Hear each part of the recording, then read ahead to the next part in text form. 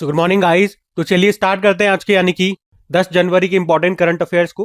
आज हमें बहुत सारे इंपॉर्टेंट प्रश्न देखने को मिलेंगे, जिसमें सबसे इंपॉर्टेंट प्रश्न ये रहा आपके सामने कि अभी हाल ही में भारत के पहले पूर्णतः कागज रहित जिला न्यायालय का उद्घाटन अभी कहां पर किया गया। तो आंसर होगा केरल में। और हमारे जो वर्तमान में चीफ जस्टिस ऑफ इंडिया हैं सूर्यकांत जी, उन्होंने ही केरल के वायनाड जिले के कलपेट्टा में भारत के पहले पूर्णतः कागज रहित जिला न्यायालय यानी कि डिस्ट्रिक्ट कोर्ट का भी उद्घाटन किया। तो इस तरह से ये भारत का पहला जिला होगा जहां केस फाइल करने से लेकर अंतिम निर्णय तक पूरी प्रक्रिया, पूरा प्रोसेस कागज मुक्त होगा।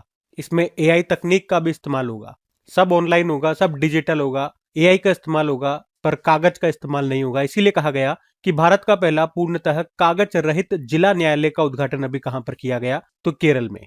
केरल में भी कहा, केरल के वायनाड जिले के कलपेट्टा में। ठीक है, तो ये याद रखना, इंपॉर्टेंट प्रश्न बनेगा। अब इसी से संबंधित कुछ और मैं आपको इंपॉर्टेंट पॉइंट्स रिवाइज करवाता हूं। देखो, एक तो ये याद रखना, अगर पूछे कि भारत की पहली कागज रहित विधानसभा कौन सी है, नागालैंड 2022 में बनी थी। ये प्रश्न आपके एग्जाम में आ चुका है। दुनिया की पहली पेपरलेस सरकार ये कहां की बनी थी, दुबई की। पेपर में आया हुआ प्रश्न है ये। और ये प्रश्न भी एग्जाम में आ चुका है कि भारत का पहला कागज रहित बजट किस वर्ष पेश किया गया था, तो आंसर होगा 2021 में। ये एसएससी जेई के एग्जाम में आया था। एक ये भी याद रखना, अगर पूछे भारत का पहला कागज रहित चुनाव कहां पर कराया गया था, मध्य प्रदेश में। ये 2024 की बात है। भोपाल के रतनपुर ग्राम पंचायत में ये कागज रहित चुनाव कराया गया था। तो ये वो वाली न्यूज है। इसी तरह से कुछ और डिजिटल होने वाले प्रश्न देखो। अगर पूछते हैं भारत का पहला डिजिटल गांव कौन सा है, अकोदरा गुजरात के साबरकांठा जिले में है। ये प्रश्न आ चुका है एग्जाम में। भारत की पहली पूर्ण डिजिटल साक्षर पंचायत केरल की पुल्लमपारा पंचायत, ये भी एग्जाम में आया हुआ प्रश्न है। और इलेक्ट्रॉनिक्स एंड आईटी मिनिस्ट्री ने पहले digital India future skill summit का आयोजन कहां पर किया, गुवाहाटी में। देश का पहला डिजिटल बैंकिंग वाला राज्य केरल। डिजिटल शेंजन वीजा जारी करने वाला पहला यूरोपियन कंट्री फ्रांस। देश का पहला पूर्ण डिजिटल साक्षर राज्य बना था केरल। और भारत का पहला राज्य कौन सा बन गया जिसने मोबाइल आधारित ई वोटिंग की सुविधा शुरू की थी, बिहार। और एसआईआर जिसे आप कहते हो स्पेशल इंटेंसिव रिवीजन, विशेष गहन पुनरीक्षण, तो इसके तहत मतदाता सूचियों को पूरी तरह से डिजिटल करने वाला भी पहला भारतीय राज्य, अभी कुछ दिन पहले पढ़ा था ये तो हमने लेटेस्ट, तो आंसर होगा राजस्थान। और आज वाला प्रश्न हमारा क्या था कि भारत के पहले पूर्णतः कागज रहित जिला न्यायालय का उद्घाटन कहां पर किया गया, केरल में। अब केरल के स्टैटिक एक बार देख लेते हैं। ये रहा मैप में केरल। कैपिटल देखो क्या होती है इसकी, तिरुवनंतपुरम। मुख्यमंत्री पिनाराई विजयन, गवर्नर है राजेंद्र विश्वनाथ अर्लेकर। यहाँ का राजकीय पशु हाथी हो गया, पक्षी है ग्रेट हॉर्नबिल, पुष्प है कोनिकोना, वृक्ष है नारियल का फल है कटहल, मछली है यहाँ की राजकीय मछली green chromite. Silent valley national park है, Periyar national park, Eravikulam national park है, अन्नामुडी शोला नेशनल पार्क है, इडुक्की डैम यहाँ पर है पेरियार नदी पर। यहाँ का क्लासिकल डांस कथकली भी है और मोहिनीअट्टम भी है। क्लासिकल लैंग्वेज मलयालम है। कुछ फेस्टिवल्स है, ओणम हो गया, त्रिशूर पुरम हो गया, अट्टूकल पोंगल, मकर विलक्कू, विशु उत्सव, पहला अंतरराष्ट्रीय समुद्र तट महोत्सव भी यहाँ पे मनाया गया। तो एक बार एग्जाम में प्रश्न आता है केरल का कौन सा त्योहार नए साल का प्रतीक है, तो विशु उत्सव आंसर होगा। केरल के समुद्री तट को मालाबार तट कहते हैं, जबकि तमिलनाडु के समुद्री तट को कोरोमंडल तट कहते हैं। केरल को मसालों का बाग भी कहा जाता है और सबरीमाला टेम्पल आपको मिलेगा केरल में ही। ये केरल से कुछ स्टैटिक प्रश्न भी हमने रिवाइज कर लिए जो इंपॉर्टेंट है। अगले प्रश्न पे पढ़ते हैं। फिर अगले में पूछ रहे हाल ही में डीप टेक स्टार्टअप नीति शुरू करने वाला पहला भारतीय राज्य कौन सा है, तो आंसर होगा तमिलनाडु। तो अभी तमिलनाडु ने भारत की पहली डीप टेक स्टार्टअप पॉलिसी को अभी लॉन्च किया है। और इसे लॉन्च करने का लक्ष्य क्या है, उद्देश्य क्या है, तो एआई यानी कि आर्टिफिशियल इंटेलिजेंस, सेमीकंडक्टर, बायोटेक और उन्नत टेक्नोलॉजी पर काम करने वाले स्टार्टअप्स को बढ़ावा देना, ताकि रिसर्च को मार्केट में लाया जा सके। मतलब लेबोरेटरी में जो भी ये स्टार्टअप्स हैं, कोई भी अगर लेबोरेटरी में प्रोडक्ट को बनाते हैं तो केवल वो वहीं तक सीमित न रहे। अगर वो अच्छा प्रोडक्ट है तो उसको मार्केट तक लेकर के आए, उसका मास प्रोडक्शन करे और मार्केट में उसे लेकर के आए। ये इसका मुख्य उद्देश्य है, ये जो पॉलिसी लेकर के आ रहे हैं। और इस पॉलिसी में तमिलनाडु कितना निवेश कर रहा है, 100 करोड़ रुपए, जिससे 100 स्टार्टअप्स को, जो इंपॉर्टेंट जो टॉप स्टार्टअप्स होंगे उनको मदद मिलेगी इससे। तो तमिलनाडु का इससे इस पॉलिसी को लाने से उद्देश्य यही है, राज्य को देश का सबसे बड़ा डीप टेक हब बनाना है। डीप टेक का क्या मतलब हो गया, डीप टेक का अगर मतलब जानना चाहो तो आप कह सकते हो ये वो टेक्नोलॉजी है जो गहरे वैज्ञानिक रिसर्च पर बेस्ड होती है, जैसे artificial intelligence, quantum computing, biotechnology etcetera. ठीक है, तो हमें सिंपल सा याद रखना है कि भैया अभी तमिलनाडु ने ऐसी कंपनियों के लिए एक खास पॉलिसी बनाई है जो इन नई टेक्नोलॉजीज पर काम करती है। तो प्रश्न ऐसे ही आएगा कि डीप टेक स्टार्टअप नीति पॉलिसी को शुरू करने वाला भी पहला भारतीय राज्य कौन सा बन गया, तो आंसर होगा तमिलनाडु। अब मैं आपको तमिलनाडु ले चलूंगा, लेकिन इसी तरह से कुछ और राज्यों ने भी अपनी अपनी नई पॉलिसी चलाई थी। तो पॉलिसी से ही संबंधित, नीतियों से ही संबंधित कुछ करंट अफेयर्स में आपको रिवाइज कराता हूं। देखो, अगर पूछे पहली वाइन पर्यटन नीति किसने लॉन्च की थी, उत्तराखंड ने। किस राज्य ने भारत की पहली योग नीति शुरू की, उत्तराखंड। और सेमीकंडक्टर नीति को शुरू करने वाला पहला राज्य गुजरात। अंधापन नियंत्रण नीति को लागू करने वाला पहला राज्य राजस्थान। जैव ईंधन नीति लागू करने वाला पहला राज्य Rajasthan. NEP new education policy 2020 लागू करने वाला पहला राज्य कर्नाटक। इथेनॉल नीति रखने वाला या शुरू करने वाला पहला राज्य बिहार। ड्रग नीति को मंजूरी देने वाला पहला राज्य हिमाचल प्रदेश। समान नागरिक संहिता यूनिफॉर्म सिविल कोड अपनाने वाला पहला राज्य उत्तराखंड। और नो डिटेंशन पॉलिसी को शिक्षा मंत्रालय ने खत्म कर दिया, याद रखना। इसका मतलब क्या हो गया, इस पॉलिसी को खत्म करने का मतलब कि अब 5वीं और 8वीं कक्षा के एग्जाम में फेल होने वाले स्टूडेंट्स को आगे प्रमोट नहीं किया जाएगा। उसके अलावा केंद्रीय कैबिनेट ने नई राष्ट्रीय खेल नीति 2025 को मंजूरी दे दी है, जो कि राष्ट्रीय खेल नीति 2001 की जगह लेगा। ठीक है, तो ये नीतियों से बनने वाले कुछ इंपॉर्टेंट प्रश्न हमने रिवाइज करे। और तमिलनाडु की हमारी बात हो रही है, तो ये रहा मैप में तमिलनाडु। कैपिटल चेन्नई होती है। मुख्यमंत्री एम.के. स्टालिन, जिनकी ऑटोबायोग्राफी है उंगलिल ओरुवन। गवर्नर है आर.एन. रवि। राजकीय पशु नीलगिरी तहर है। पक्षी है एमरोल्ड डोव। वृक्ष है ताड़ का पुष्प है gloriosa lily. Sathyamangalam tiger reserve है। मधुमलाई नेशनल पार्क है। गुंडई नेशनल पार्क है। अन्नामलाई नेशनल पार्क है। मुकुर्ती नेशनल पार्क है। क्लासिकल डांस यहाँ का भरतनाट्यम है। यहाँ पे 2 न्यूक्लियर पावर प्लांट मिलेंगे, कुडनकुलम न्यूक्लियर पावर प्लांट और Kalpakkam nuclear power plant. Tamil जो है शास्त्रीय भाषा का दर्जा पाने वाली, याद रखना, पहली भारतीय भाषा है। तमिलनाडु में ही जल्लीकट्टू उत्सव मनाते हैं। तमिलनाडु के तट को कोरोमंडल तट कहते हैं। कुछ फेस्टिवल्स देखो, पोंगल हो गया, जल्लीकट्टू हो गया, थाईपुजम हो गया, आदिपेरक्कू चित्तिरई महोत्सव, हेताई अम्मान महोत्सव। ये कुछ इंपॉर्टेंट फेस्टिवल्स है तमिलनाडु से, तो ये सब ध्यान में रखना कि हमने तमिलनाडु के स्टैटिक देख लिए। अभी अगले प्रश्न की ओर बढ़ते हैं। फिर अगले में पूछ रहे हैं कि अभी हाल ही में अंतरराष्ट्रीय सौर गठबंधन से हटने की घोषणा भी किसने कर दी है, तो आंसर होगा अमेरिका। तो अमेरिकी जो राष्ट्रपति है डोनाल्ड ट्रंप, अभी उन्होंने एक नहीं, दो नहीं, बल्कि पूरे 66 अंतरराष्ट्रीय संगठनों से बाहर होने की घोषणा कर दी है। और इन 66 में इंटरनेशनल सोलर अलायंस हो गया, इंटरनेशनल रिन्यूएबल एनर्जी एजेंसी हो गया, UNFCCC हो गया, IPCC जैसे महत्वपूर्ण संगठन भी हैं जिनसे अमेरिका बाहर हो रहा है।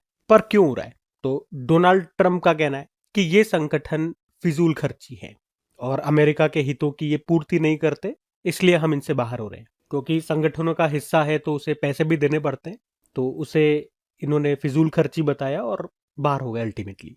थोड़ी सी चर्चा कर लेते हैं इंटरनेशनल सोलर अलायंस की। आप जानते ही हो, फ्रांस और भारत ने मिलकर के इसकी स्थापना की थी 2015 में COP 21 के दौरान। और इसका मुख्यालय गुरुग्राम हरियाणा में है। और अभी कुछ समय पहले इसके नए डायरेक्टर जनरल बने थे आशीष खन्ना। और अमेरिका के बारे में बता दूं कि अमेरिका ने नवंबर 2021 में international solar alliance framework agreement पर हस्ताक्षर किए थे। वैसे वो इंटरनेशनल सोलर अलायंस का पूर्ण सदस्य नहीं है, पर उसने एग्रीमेंट पे हस्ताक्षर किए थे। मतलब वो सदस्य बनने की राह पे था, आप कह सकते हो, क्योंकि बहुत सारे देशों ने हस्ताक्षर कर चुके हैं इसके ऊपर। लगभग 120 से ऊपर देश हैं, लेकिन जो पूर्ण सदस्य देश हैं वो अभी टोटल 107 है। लेटेस्ट अभी 2025 में 107 नंबर का बना था मोल्दोवा। और हमने देखा भी था अमेरिका पिछले साल वर्ल्ड हेल्थ ऑर्गेनाइजेशन से और UNHRC से भी अलग हो चुका है। UNHRC मतलब United nation human right council. अच्छा, एक प्रश्न मैं आपसे पूछता हूँ, ये आपके लिए होमवर्क प्रश्न रहेगा, आप बताना। अभी 2025 में इंटरनेशनल क्रिमिनल कोर्ट से बाहर होने वाला पहला यूरोपीय देश कौन सा बना था? ठीक है, इस प्रश्न का उत्तर आप लोगों को देना है। हम अगले प्रश्न की ओर बढ़ते हैं। फिर अगले में पूछ रहे हैं, अभी हाल ही में लॉन्च भारतीय विशिष्ट पहचान प्राधिकरण यानी कि UIDAI, इसका शुभंकर क्या है? तो आंसर होगा इसका उदय। तो अभी unique identification authority of India ने अपना नया एक मैस्कॉट लॉन्च किया है, उसका नाम उदय रखा है। UIDAI इसने ही हमारा आधार कार्ड बनाया है। और अभी इसने जो ये शुभंकर लॉन्च किया है, इसे आधार सेवाओं के बारे में जनता की समझ को सरल बनाने के लिए डिजाइन किया गया है। वैसे इस शुभंकर का जो डिजाइन है वो तैयार किया है केरल के अरुण गोकुल ने, और इसका नाम दिया है भोपाल की रिया जैन ने। मतलब डिजाइन और नाम के लिए कंपटीशन ऑर्गेनाइज किया था, तो इनके नाम और डिजाइन को सिलेक्ट किया गया। अच्छा, UIDAI की पहले बात करते हैं, फिर उसके बाद मैस्कॉट से संबंधित इंपॉर्टेंट क्वेश्चन हम रिवाइज करेंगे। तो UIDAI की फुल फॉर्म तो देख ली ना हमने, unique identification authority of India. याद रखना, अभी इसके CEO बने थे भुवनेश कुमार और इसके चेयरमैन है नीलकंठ मिश्रा। और UIDAI की जो स्थापना है 2009 में केंद्र सरकार के द्वारा योजना आयोग, जिसे अब नीति आयोग कहते हैं, उसके तहत की गई थी। और वर्तमान में ये केंद्रीय इलेक्ट्रॉनिक्स एंड IT मिनिस्ट्री के अंतर्गत आता है। और इसे 2016 में एक वैधानिक निकाय बनाया गया था और इसी ने 2009 में आधार को लॉन्च किया था।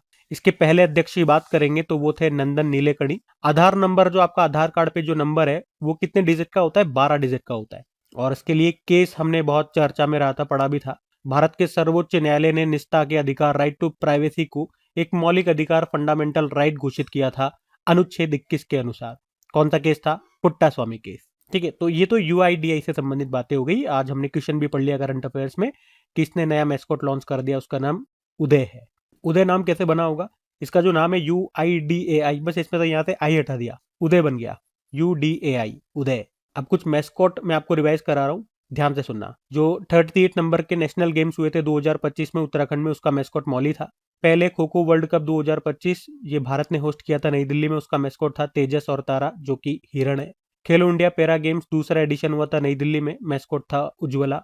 खेलो इंडिया यूथ गेम्स 7वां एडिशन हुआ था, ये सब 2025 में हुए थे बिहार में, और मैस्कॉट इसका गतसिम्हा है। 12वां वर्ल्ड पैरा एथलेटिक चैंपियनशिप जो भारत में हुआ था नई दिल्ली में, और उसका मैस्कॉट विराज था। उसके अलावा एशिया रग्बी अंडर 27 चैंपियनशिप 2025 भी बिहार के राजगीर में हुई थी, उसका मैस्कॉट था अशोक, जो कि एक खरगोश था। खेलो इंडिया वाटर स्पोर्ट्स फेस्टिवल पहली बार हुए थे श्रीनगर के डल झील में, उसका मैस्कॉट हिमालयन किंगफिशर। 12वां men's Asia hockey cup Rajgir Bihar में हुआ था, उसका मैस्कॉट है चांद। उसके अलावा 11वां एशियन एक्वेटिक चैंपियनशिप ये भारत में हुआ था अहमदाबाद में, इसका मैस्कॉट है जलवीर। खेलो इंडिया ट्राइबल गेम्स, ये इंपॉर्टेंट रहेगा क्योंकि ये अभी फरवरी में होगा, 2026 में पहली बार होगा। कहाँ पे? छत्तीसगढ़ में। इसका मैस्कॉट क्या है? मोरवीर है। और हाँ, ये तो बिल्कुल लेटेस्ट, अभी कुछ दिन पहले ही पढ़ा था हमने कि सांख्यिकी एवं कार्यक्रम कार्यान्वयन मंत्रालय, स्टैटिस्टिक मिनिस्ट्री ने अपना नया शुभंकर लॉन्च किया है। उसका शुभंकर क्या है? मैस्कॉट, उसका नाम है सांख्यिकी। ठीक है, तो ये सारे इंपॉर्टेंट जो मैस्कॉट न्यूज में थे मैंने आपको एक साथ यहाँ पे रिवाइज करा दिए एक ही शीट पे, ध्यान में रखना आप। अगला प्रश्न हम देखते हैं। फिर अगले में पूछ रहे हैं, हाल ही में नई दिल्ली विश्व पुस्तक मेले 2026 में गेस्ट ऑफ ऑनर कौन सा देश है? तो आंसर होगा कतर।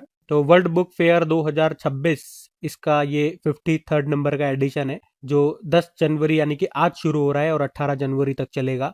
कहां पर?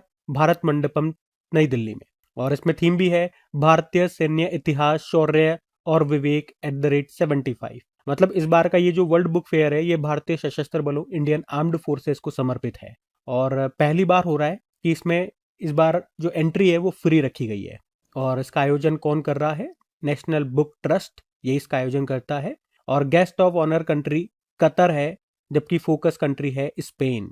ठीक है, ये दोनों ध्यान रखना। इसी तरह का एक प्रश्न मैं आपको याद दिलाता हूं, अभी हमने पढ़ा था 2-4 दिन पहले।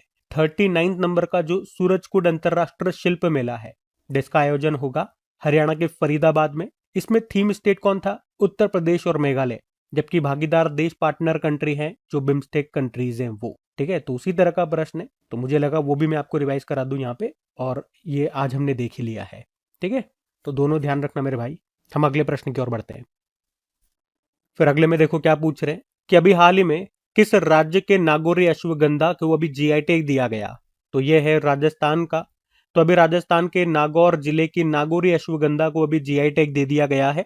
और इस तरह से GI टैग पाने वाला आप कह सकते हैं राजस्थान की दूसरी कृषि उत्पाद है। इससे पहले सोजत मेहंदी को दिया गया था, जो एक एग्रीकल्चरल प्रोडक्ट है, उसमें ये दूसरा है राजस्थान का। वैसे तो राजस्थान के और भी कई प्रोडक्ट्स को दिए जा चुके हैं, लेकिन खास तौर पे कृषि उत्पाद की मैं बात कर रहा हूँ। ठीक है, तो नागौरी अश्वगंधा जो कि अपने औषधीय गुणों के लिए फेमस है।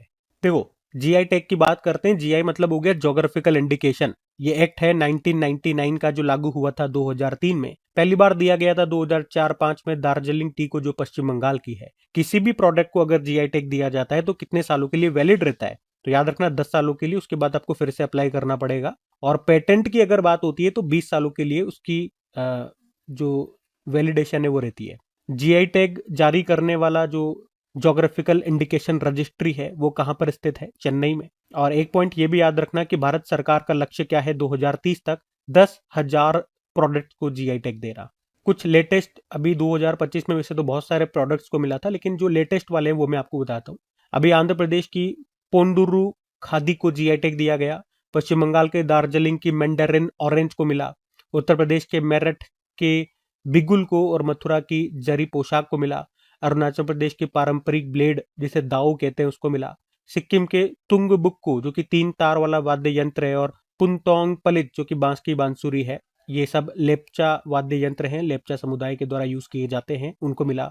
मध्य प्रदेश के पन्ना डायमंड को मिला। गुजरात के अंबाजी मार्बल को दिया गया। और उसी तरह से तमिलनाडु के ये 5 उत्पाद थे जिनको जीआई टैग मिला। अच्छा, राजस्थान वाला पढ़ा ना आज हमने, एक राजस्थान से भी याद रखना, 2025 में राजस्थान की सांगरी को मिला था। सांगरी वहां का एक राजकीय वृक्ष है। खेजड़ी हम पढ़ते हैं जब भी राजस्थान की बात होती है, राजस्थान का राजकीय वृक्ष खेजड़ी, तो उसी की हरी फली होती है सांगरी, ठीक है, उसको भी जीआई टैग दिया गया था। इस सांगरी की सब्जी भी बना बना के खाते हैं, तो उसको जीआई टैग मिल चुका है 2025 में ही, तो वो भी ध्यान में रखें आप, ठीक है। अगला प्रश्न हम देखते हैं। फिर अगले में पूछ रहे हैं, हाल ही में किसे परमाणु ऊर्जा नियामक बोर्ड का नया अध्यक्ष बनाया गया? तो आंसर होगा ए के बाला सुब्रमण्यम को। तो याद रखना कि अभी ए के बाला सुब्रमण्यम को परमाणु ऊर्जा नियामक बोर्ड यानी कि एटॉमिक एनर्जी रेगुलेटरी बोर्ड का नया अध्यक्ष बनाया गया है। और उन्होंने यहाँ पे किनका स्थान लिया? डॉक्टर डी के शुक्ला का। ये जो एटॉमिक एनर्जी रेगुलेटरी बोर्ड है, इसकी स्थापना होती है 15 नवंबर 1983 में। इसकी स्थापना तत्कालीन जो राष्ट्रपति रहे थे ज्ञानी जेल सिंह, उन्होंने ही परमाणु ऊर्जा अधिनियम 1962 के तहत इसकी स्थापना की थी। इसका मुख्यालय आपको मुंबई महाराष्ट्र में मिलेगा। और काम क्या होता है इसका? देश में जितने भी न्यूक्लियर प्लांट्स है ना, उनकी निगरानी ये करता है। उनके लिए जो भी नियम बनाने हैं, जो भी नियम कायदे करने, उसको ये रेगुलेट करने का काम करता है, आप कह सकते हो। और उसी के अध्यक्ष अभी बने हैं ए के बाला सुब्रमण्यम। अब अपॉइंटमेंट वाला प्रश्न है, चलो कुछ इंपॉर्टेंट अपॉइंटमेंट्स रिवाइज करें। तो बार्क इंडिया के भी अध्यक्ष बने थे गौरव बनर्जी। बार्क मतलब हो गया ब्रॉडकास्ट ऑडियंस रिसर्च काउंसिल। भारतीय मुक्केबाजी महासंघ के अध्यक्ष अभी तीसरी बार बने लगातार अजय सिंह। भारत में अमेरिकी राजदूत एम्बेसडर बने सर्जियो गौर। और प्रधानमंत्री जी के उप राष्ट्रीय सुरक्षा सलाहकार बने अनीश दयाल सिंह। फसाई के नए CEO Rajit Punhani. New development bank के वाइस प्रेसिडेंट राजीव रंजन। भारतीय विज्ञापन एजेंसी संघ association of Indian advertising agency के अध्यक्ष बने श्रीनिवासन स्वामी। वर्ल्ड एंटी डोपिंग एजेंसी के प्रेसिडेंट विटोल्डा बाका फिर से बने और इसका मुख्यालय है मॉन्ट्रियल कनाडा में। और 80वें संयुक्त राष्ट्र महासभा यानी कि यूनाइटेड नेशन जनरल असेंबली के 80वें सत्र का अध्यक्ष बनाया गया था एनालेना बैरबॉक को, जर्मनी से है। और इंटरनेशनल मॉनेटरी फंड के एग्जीक्यूटिव डायरेक्टर बने उर्जित पटेल। 29 नंबर की महालेखा नियंत्रक कंट्रोलर जनरल ऑफ अकाउंट बनी थी TCA Kalyani. National hydro electric power corporation का नया सीएमडी बनाया गया भूपेंद्र गुप्ता को। खनन मंत्रालय के नए सचिव बने पीयूष गोयल। और हमारे नए अभी 15वें नंबर के उपराष्ट्रपति बने थे सीपी राधाकृष्णन, जो तमिलनाडु से हैं। इन्होंने हराया था बी सुदर्शन रेड्डी को, ठीक है। तो ध्यान रखना, ये लगभग 14 अपॉइंटमेंट्स हमने देखे यहाँ पे। अगला प्रश्न देखते हैं।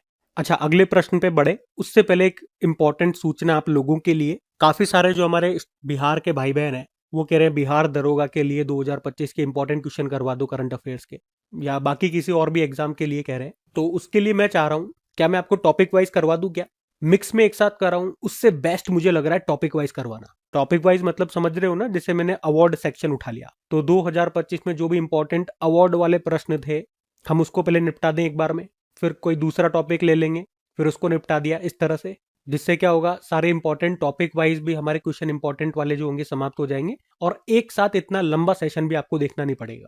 अब बस एक चीज आप मुझे बता दो, जब मैं टॉपिक वाइज अगर सेशन आपको पसंद है, अगर आप एग्रीड हो कि हाँ बना दो, तो एक बात मुझे जरूर बताओ कि जो मैं आपका सेशन तैयार करूं तो मैं उसको थोड़ा सा डिटेल में जाकर के तैयार करूं या वन लाइनर में लेकर के चलूं। जैसे हमने पढ़ा, एक उदाहरण दे रहा हूं भाई, 59 नंबर का ज्ञानपीठ पुरस्कार के लिए किसे चुना गया या किसे दिया गया? तो विनोद कुमार शुक्ल। ये आंसर हो गया, वन लाइनर में ये खत्म हो गया। या थोड़ी सी डिटेल में मैं जाना चाहूं कि भैया किस वर्ष के लिए इनको मिला है, और ये किस भाषा के लेखक हैं, और कहाँ से बिलोंग करते हैं, और उस राज्य के ये पहले साहित्यकार बन गए ये अवार्ड पाने वाले। तो इस तरह की जो इंपॉर्टेंट बातें हैं वो भी बताता हुआ चलूं, ये बात आपको क्लियर करना है। इससे फर्क इतना सा आएगा कि अगर वन लाइनर में चलता हूं तो टाइम कम लगेगा, क्योंकि फिर तो क्वेश्चन बताना है, आंसर बताना है, क्वेश्चन बताना है, आंसर बताना है। थोड़ी सी डिटेलिंग लेकर के चलूंगा तो फिर टाइम बढ़ेगा। तो जो आप कहोगे मैं वैसा कर दूंगा, मुझे कोई दिक्कत नहीं है। क्योंकि अभी वाला जो सेशन, ये डेली करंट अफेयर्स का मैं सेशन तैयार करता हूँ, मैं सारे इंपॉर्टेंट फैक्ट्स आप लोगों के सामने रख रहा हूँ, बार बार आपको रिवीजन करा रहा हूँ, ताकि ये चीजें आपको रट जाए समय के साथ साथ। लेकिन फिर भी कुछ स्टूडेंट्स को प्रॉब्लम होती है कि सेशन को छोटा करिए, सेशन को छोटा करिए। 5 मिनट छोटा कर दूंगा, उससे क्या बचा लोगे आप, मुझे बताओ? उस 5 मिनट का क्या इस्तेमाल कर लोगे आप? लेकिन इस 5 मिनट से मैं आपको बहुत कुछ दे सकता हूँ। बस कंडीशन ये है, वो 5 मिनट आपको 100% मुझे देने पड़ेंगे, क्योंकि आप तो नए नए करंट अफेयर्स मुझसे पढ़ना चालू कर रहे हो। पुराने स्टूडेंट्स जो सफल हो चुके हैं, उनके एक बार जाकर के कमेंट्स पढ़ना, उनके व्यू जानना। वो यही कहते हैं, आप इतनी बार रिवाइज कराते हो कि हमें ये चीजें याद हो गई है, एग्जाम में फटाक से याद आता है। एग्जाम टाइम पे फिर हमें ढूंढने नहीं पड़ते हैं कि कोई मैराथन देख लें, कोई क्या कर ले, हमें सब कुछ याद है। हम स्टार्टिंग से ही डेली 5-5 मिनट जो एक्स्ट्रा दे के आए ना, डेली एक्स्ट्रा 5 मिनट दे रहे हैं। 20-22 मिनट की जगह 28 मिनट का, 27 मिनट का, 30 मिनट का वीडियो देख रहे हैं, तो डेली 5 मिनट एक्स्ट्रा देना हो गया। तो ये जो एक्स्ट्रा है, उससे हमें लास्ट में चिंता करने की जरूरत नहीं पड़ी। लास्ट में फिर 6-6 घंटे की वीडियो देखने की जरूरत नहीं पड़ी, इधर उधर भागने की जरूरत नहीं पड़ी कि कोई मैराथन देख लें 6 घंटे वाली, कोई इंपॉर्टेंट क्वेश्चन की वीडियो देख लें 5 घंटे वाली, 4 घंटे वाली। तो 5 मिनट डेली दे दो, वो अखरेगा नहीं बाद में 7-8 घंटे एक साथ देने से। वो एक साथ वाले वीडियो में कुछ याद भी नहीं रहता, असल बात तो ये है। फिर भी मेरा तो पूछना फर्ज है। आप मुझे बताओ, पहले तो ये बताओ कि टॉपिक वाइज लेकर के आ जाऊं ना, और उसके बाद वन लाइनर लेकर के आऊं या थोड़ी डिटेलिंग डालूं, ये आपके ऊपर छोड़ता हूं। आप बताना, हम अगले प्रश्न की ओर बढ़ते हैं। फिर अगले में पूछ रहे हैं, प्रवासी भारतीय दिवस ये कब मनाया जाता है? तो आंसर हो जाएगा 9 जनवरी को। तो प्रवासी भारतीय दिवस ये 9 जनवरी को मनाया जाता है। 9 जनवरी को ही क्यों मनाते हैं भैया? क्योंकि 9 जनवरी 1915 को महात्मा गांधी जी साउथ अफ्रीका से वापस भारत लौटे थे, तो उसी याद में हम 9 जनवरी को ये दिन मनाते हैं। पहली बार इसे 2003 में मनाया गया था। 2003 से 2013 तक हम हर साल मनाते आ रहे थे, लेकिन फिर 2015 से हमने इसको हर 2 साल में एक बार मनाना शुरू कर दिया। तो लास्ट आप देखोगे 2023 में हमने 17वां संस्करण मनाया था इंदौर मध्य प्रदेश में। 2025 में 18वां मनाया था उड़ीसा के कैपिटल भुवनेश्वर में, जहां पे आपको याद होना चाहिए चीफ गेस्ट कौन थे? त्रिनिदाद एंड टोबैगो की प्रेसिडेंट क्रिस्टीन कंगालू। और उसमें थीम भी थी विकसित भारत में प्रवासी भारतीयों का योगदान। तो अब जो अगला 19वां इसका संस्करण होगा वो 2027 में होगा। ठीक है, तो ये प्रवासी भारतीय दिवस आपको याद तो है ही सही, 9 जनवरी को होता है। तो इसीलिए इस बार आप देखोगे तो कोई कार्यक्रम का किसी तरह का हर्षोल्लास नहीं हो रहा है। आप सोचो कि इस बार तो गेस्ट क्यों नहीं बुलाए, क्योंकि आयोजन ही नहीं हो रहा, तो कहां से बुलाएंगे। वैसे आपको याद है जनवरी में कौन कौन से दिवस मनाए हमने? 1 जनवरी को वर्ल्ड फैमिली डे, 4 जनवरी को वर्ल्ड ब्रेल डे, 5 जनवरी को नेशनल बर्ड डे, 6 जनवरी को विश्व युद्ध अनाथ दिवस, और 8 जनवरी को अर्थ रोटेशन डे के रूप में मनाया था। ठीक है, तो ध्यान रखना। ये अगला प्रश्न देखते हैं। फिर अगले में पूछ रहे हैं कि हाल ही में किसने पंखुड़ी नाम से एक डिजिटल प्लेटफॉर्म को लॉन्च किया? तो आंसर होगा महिला एवं बाल विकास मंत्रालय ने। तो अभी महिला एवं बाल विकास मंत्रालय ने, जिसकी मंत्री कौन है? अन्नपूर्णा देवी। इन्होंने पंखुड़ी नाम से एक डिजिटल पोर्टल को लॉन्च किया है, जिसका उद्देश्य क्या है? महिलाओं एवं बच्चों के कल्याण के लिए चलाए जा रहे कार्यों में पारदर्शिता लाना। मतलब ये पोर्टल महिलाओं और बच्चों के कल्याण के लिए काम करने वाले जो भी संस्थान है उनको आपस में जोड़ेगा, जिससे काम ज्यादा प्रभावी और पारदर्शी हो सकेगा।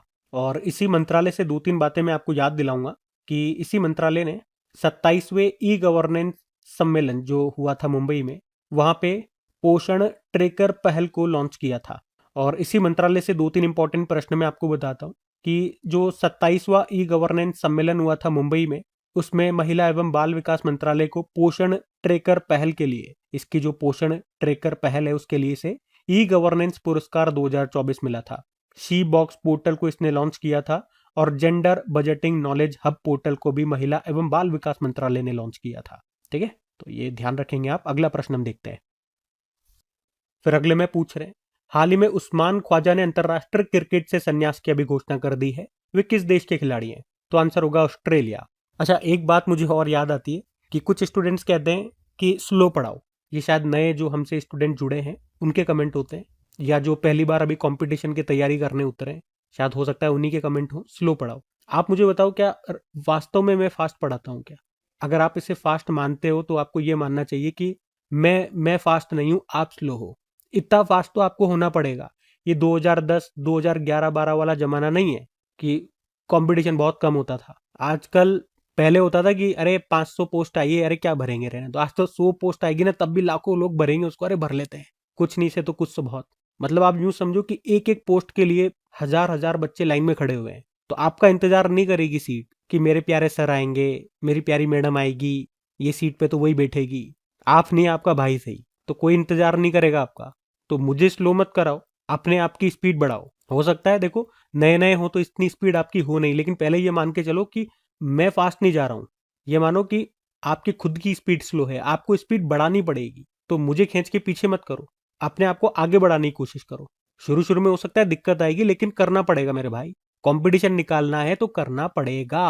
अब मैं करंट अफेयर्स में क्या फास्ट पढ़ाता हूँ, ये बताओ। अभी इसी चीज को मैं पढ़ाऊँ और मैं तो आपको चीजें लिख करके लेकर के आता हूँ। स्टूडेंट्स ने कहा लिख करके लाओ, तो जो कहते हैं वो करके लेकर के आता हूँ। लेकिन अगर स्लो को होगे तो कैसे पढ़ाऊंगा? अभी आप मान लो इसी चीज को पढ़ाना है, तो उस्मान ख्वाजा वे ऑस्ट्रेलिया के पहले मुस्लिम टेस्ट क्रिकेटर हैं और अभी उन्होंने अंतरराष्ट्रीय क्रिकेट से संन्यास की घोषणा कर दी है। ठीक है, ये ध्यान में रखना। कोई 5वीं 6ठी क्लास के बच्चों को थोड़ी ना पढ़ा रहा हूँ। चीजें सामने लिखी हुई है, मैं बोल रहा हूँ, उसमें भी आप चीजों को कैच नहीं कर पा रहे हो, आपका दिमाग नहीं पकड़ पा रहा है, तो फिर गलती किसकी है? और आजकल तो टेक्नोलॉजी का जमाना है मेरे भाई, मैं नहीं बोल पा रहा हूँ तो आप पकड़ के मुझे स्लो कर दो। यूट्यूब में सेटिंग पे जाओ, सेटिंग पे स्पीड का ऑप्शन होता है, बढ़ानी है तो 2x कर दो, कम करनी है तो 0.5x कर दो, सब आपके हाथ में है। तो मुझे पीछे मत खींचो, अपने आप को आगे बढ़ाने की कोशिश करो। माफ करना, आज मैंने आपका समय ले लिया, वैसे मैं आपका समय लेता नहीं हूँ, लेकिन डेली अगर इस तरह के कमेंट आएंगे तो मैं भी परेशान हो जाता हूँ। कुछ मोटिवेशनल तो कमेंट आते नहीं है, लेकिन कुछ ऐसे कमेंट आते हैं कि यार सोचने पे मजबूर हो जाते हैं। मोटिवेट करो तब तो मजा भी आए, मेरा भी उत्साह बढ़े, मैं भी और अच्छा करूँ आप लोगों के लिए। लेकिन ऐसा तो कुछ होता नहीं, उल्टा होता है। ठीक है, तो प्रश्न आ गया समझ में? क्या प्रश्न था? प्रश्न ही जनक आ गया। उस्मान ख्वाजा अंतरराष्ट्रीय क्रिकेट से संन्यास ले लिया, याद रखना। ऑस्ट्रेलिया के ये पहले मुस्लिम टेस्ट क्रिकेटर हैं और अभी इंटरनेशनल क्रिकेट से संन्यास ले लिया। उन्होंने अपने टेस्ट करियर में 6206 रन, 16 शतक और 88 मैच खेले हैं और इन्हें 2023 में test cricketer of the year का खिताब भी मिला था। अच्छा, इसके अलावा एक और इसी तरह का प्रश्न है, उसके लिए अलग से प्रश्न नहीं करा रहा हूँ, यहीं पे बता देता हूँ कि एक भारतीय धावक है जिनसन जॉनसन, केरल के हैं वैसे ये, और अभी उन्होंने भी प्रोफेशनल एथलेटिक्स से संन्यास ले लिया है। उन्होंने 2018 में जो एशियन गेम्स हुए थे जकार्ता में, उसमें 1500 मीटर दौड़ में गोल्ड जीता था और 2019 में भी 1500 मीटर में नेशनल रिकॉर्ड इन्होंने बनाया था। जिनसन जॉनसन उनका नाम है। तो इस एक ही प्रश्न में मैंने आपको दो संन्यास वाले, रिटायरमेंट वाले प्रश्न करा दिए, ध्यान में रखना। बाकी ये थी हमारी आज की करंट अफेयर्स की क्लास। कमेंट करके जरूर बताइएगा सेशन कैसा लगा, और प्लीज अच्छा लगता है तो जरूर बताया कीजिए, मुझे भी अच्छा लगेगा। मेरा भी मोटिवेशन, थोड़ा सा मुझे भी मोटिवेशन की जरूरत होती है, हर किसी को होती है, मैं भी मोटिवेटेड फील करूं। और सपोर्ट जरूर कीजिए, सपोर्ट की बहुत ज़्यादा आवश्यकता है। अपने दोस्तों के साथ में स्टडी ग्रुप में अपने इन वीडियोस को शेयर जरूर करना। वीडियो को लाइक नहीं करा तो लाइक कर देना। मैं आप लोगों को 100% बेस्ट देने की कोशिश करता हूँ कम से कम समय में। बीच में किसी तरह का कोई प्रचार नहीं, कोई टेलीग्राम, कोई फालतू बात नहीं करता हूँ। कहीं भी चले जाओ फालतू बात होगी, आपका टाइम वेस्ट होगा, मैं नहीं करता हूँ। लेकिन आप लोग फिर मेरी टांग खिंचाई करते हैं, मैं कुछ करता नहीं हूँ फिर भी। मेरी टांग खींचने से अच्छा है अगर कुछ अच्छा बता रहा हूँ, अच्छा कर रहा हूँ, तो उसे सपोर्ट करो, मैं आपके लिए और बेहतर करूंगा। तो शेयर जरूर करना दोस्तों के साथ। बाकी चलो अभी कल के करंट अफेयर्स का हम क्विक रिवीजन कर लेते हैं और सेशन एंड करते हैं। क्विज आपको बताइए, प्रैक्टिस के लिए डेली क्विज मिलती है, पीडीएफ मिलती है क्रिक एग्जाम एप्लीकेशन पे, लिंक डिस्क्रिप्शन बॉक्स में है। चलो फिर अगला देखते हैं। तो कल पहला प्रश्न पूछा था, माधव गाडगिल का निधन हो गया, वे क्या थे? पर्यावरणविद। फिर पूछा अभी 2026 के 39 नंबर के सूरज कुंड मेले में थीम स्टेट होगा उत्तर प्रदेश और मेघालय। और एक बुक आई है हिस्ट्री डेट इंडिया इग्नोर्ड, इसको लिखा है प्रेम प्रकाश ने। संयुक्त राष्ट्र ने किस वर्ष को चरगाहों और पशुपालकों के लिए अंतर्राष्ट्रीय वर्ष घोषित किया? 2026। अर्थ रोटेशन डे 8 जनवरी।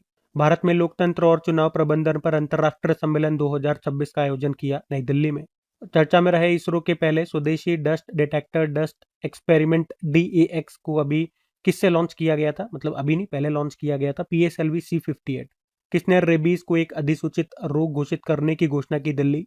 बिम्स्टेक देशों के लिए कैंसर देखभाल क्षमता निर्माण कार्यक्रम का दूसरा चरण कहां पर शुरू हुआ? विशाखापत्तनम। और RBI की रिपोर्ट 2024-25 के अनुसार भारतीय बैंकों का NPA 2025 के अंत तक कितना प्रतिशत हो गया? 2.1%। बाकी चलो कल का भी होमवर्क प्रश्न देखते हैं और सेशन एंड करते हैं। तो कल आपसे पूछा था वन्य जीव संरक्षण अधिनियम 1972 में संशोधन करने वाला पहला राज्य कौन सा बना? तो आंसर होगा केरल। आप सभी ने प्रश्न का बिल्कुल सही उत्तर दिया। अब ये आज का आपका होमवर्क प्रश्न।